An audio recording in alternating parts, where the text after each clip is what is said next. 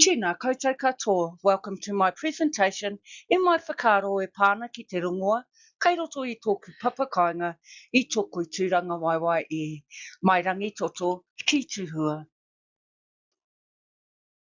Ko tōku karakia, mā te hau māhana me te wairua o ngā tūpuna, tātou e tiaki, tātou e manaki i ngā wā katoa ai. Mahupeka, also known as Kahuriri, named a lot of the ranges in Te Rohe Pōtai, mai rangi toto ki tuhua. Puri ora maunga is significant to me because I have been fortunate to walk on the whenua and begin to understand the kaitiakitanga role as mana whenua. Puri ora is known as a hub for environmentalists in the taonga and rongoa within the Ngāhere. In a holistic worldview, the taiao cycle and the taonga each have its role to play to give sustenance and balance in the Ngāhere, in turn providing kai and rongoa to assist us all. Ko te awa Waimiha. Waimiha is the source from Puriora that connects to the Ongārui that traverses into the Whanganui. Ko te awa koau ko te awa. When Kahuriri arrived at Puriora, she was unwell. They followed a stream to the summit, and there lay the source of the stream. Karakia were given to Kahuriri and incantations given in the wai. The awa was then known as Waimiha, the waters of the miha, the water of the incantations. I'm mihi te kōpere who is the taniwha from the Waimiha awa. My kaitiakitanga role is taking care of the consents that are coming from the council and the likes. I ensure that monitoring and compliance are adhered to. Ko tōku papakainga, ko tōku tūranga waiwai e.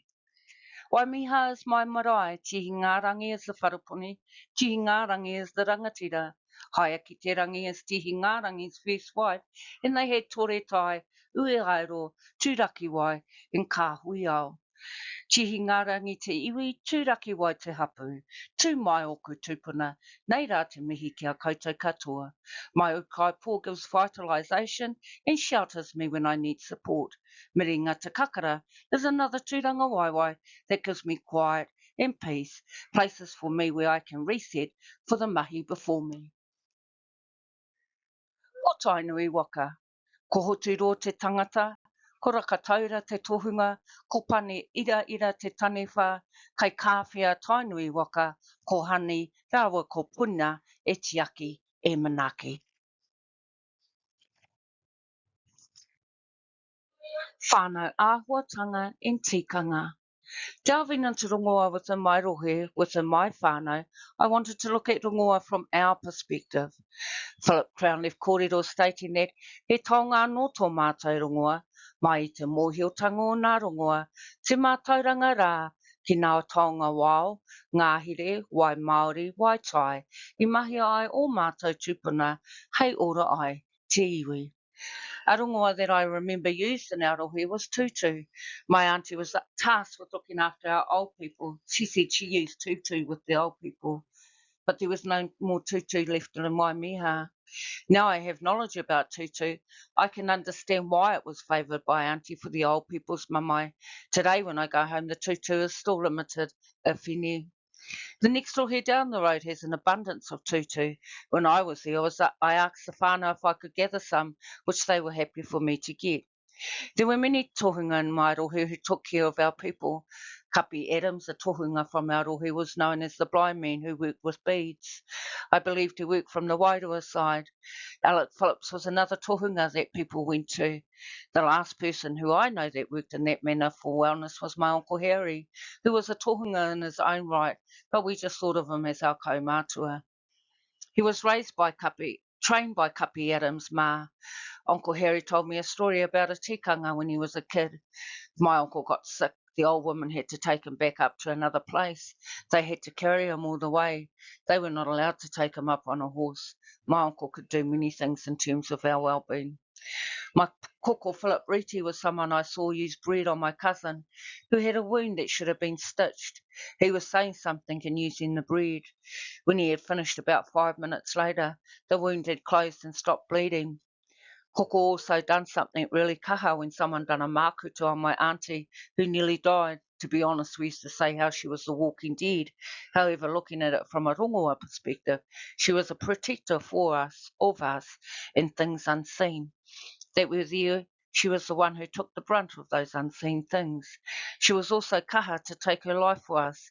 She was such a wahine tō, but I'd never admit that to her, even though she is dead. It would have made her head fat for 5 seconds. Within submission claims, there was a tree in Waimiha that was able to heal anything. Due to the main trunk line, the tree was cut down.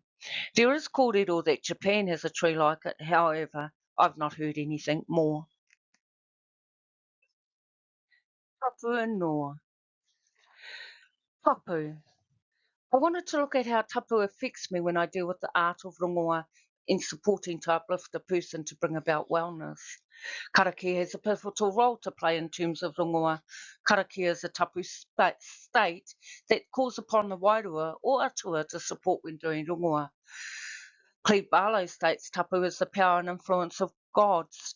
Everything has inherent tapu because everything was created by Io, the supreme god.